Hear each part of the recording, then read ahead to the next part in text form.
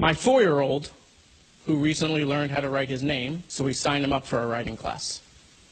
That writing class was going on in Parkland on the afternoon of February 14th, around the corner from Douglas. And that class was taught by Jen Guttenberg. You see, she lost her daughter, Jamie, while she was teaching my son how to write. She put my kid in a closet when her daughter died. I wanted to say thank you at the funeral. I didn't know how to do that.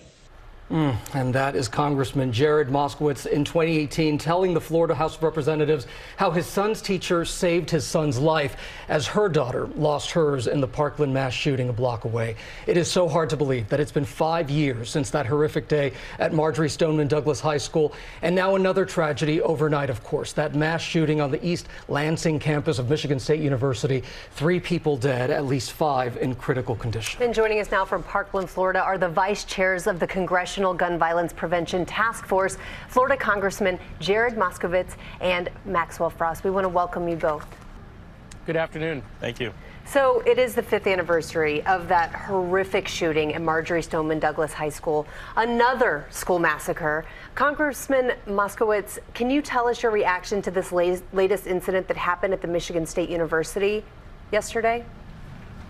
Yeah, well, I mean, so, look, we're here obviously commemorating the 17 lives that were lost at my high school, the 5-year anniversary. And yet the eve of that, we have another mass shooting. For all of the parents and family members that have lost loved ones in these mass shootings, especially those in Parkland, it rips the scab off and it never allows it to heal, because it's a reminder that this stuff is still happening every single solitary day in America. 5 years later, we feel like we've made some progress, and then we are reminded that nothing has changed. Congressman Frost, I want to show this tweet that you posted, and you wrote this because it was very, very powerful. You wrote this 4 times. This is not normal, and you wrote that over and over again. This is a uniquely American problem, isn't it? Why? It is a uniquely American problem, and it's because of the inaction of our leaders. We talk about bipartisanship, which is really important, but the interesting thing is that in the United States Congress, the term bipartisanship as it relates to gun violence prevention takes a different meaning. Think about universal background checks, something that is championed and supported by the majority of Republicans and the majority of NRA members. But because the NRA and the gun lobby doesn't want universal background checks, we're not able to pass it in Congress. And so there's a lot of work that needs to be done. I made that tweet because I wanted people to know that even though we wake up every morning and there's another shooting, there's been 67 this year, more mass shootings than there are days in the year that we've seen happen. I want people to know this isn't normal. It shouldn't be normal. We deserve better than losing 100 of our lives, 100 of our people every day due to an issue that can be resolved, that has a solution. Everybody who dies due to gun violence, it's a policy failure, and we have to have the conversation, and we have to continue to pass legislation to save lives. And Congressman Moskowitz, last week you took to the House floor. You recalled that same horrific story about your son, his teacher, and the daughter she lost that day. Now, as a parent, as a human being, it is absolutely heartbreaking to hear stories like these. But can you tell us why it's so important to remind people of these stories so that they remember those 17 people that were lost that day? Well, because we have to humanize it. I mean, one of the things that we did here after the shooting at my high school at Marjory Stoneman Douglas is we brought the elected officials from Tallahassee who are in charge to the school within 24 hours so they could see what it looks like when your high school has bullet holes trying to go through windows, when there are backpacks piled up outside, when there's homework scattered all over the place, because people were running out of a school like it was a war zone.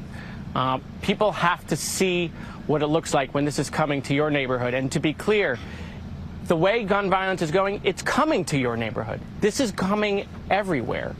And so, listen, every time I hear that replayed back from my speech on the floor, it reminds me how I felt that day and how these parents feel every single solitary day of their life. This may be the 5-year anniversary, but it's no different than yesterday, and it's no different than tomorrow. Their kid is never coming home.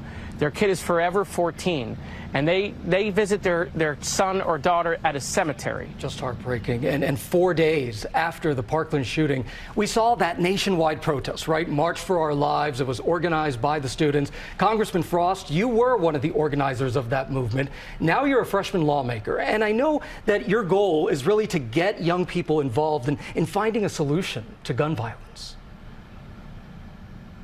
Yeah, it is. And, you know, we were talking a little bit about that right after the shooting that happened here at Marjory Stoneman Douglas. A Republican-led legislature and governor actually passed and signed into law gun reform, which we hadn't seen in such a long time. And we were talking about why. And, of course, it's because of the brave lawmakers that we have. But I will say it's also because of the organizers and the students that rose up. They created an energy, the March for Our Lives movement, that bridged the gap between cool and consciousness and brought a whole generation of young people to the table to advocate for the world they believe in, ending gun violence and having a world where everybody has the resources that they deserve. And you see the fruits of that movement every day in different ways, whether it's my election or we see different legislatures across the country passing great gun reform. That movement has changed the world forever. It's changed the way we think about gun violence, and it's changed the way that the standard that we have in the world that we want to live in. Congressman Jared Moskowitz and Congressman Maxwell Frost, thank you so much for joining us here on GMA3. Thank you.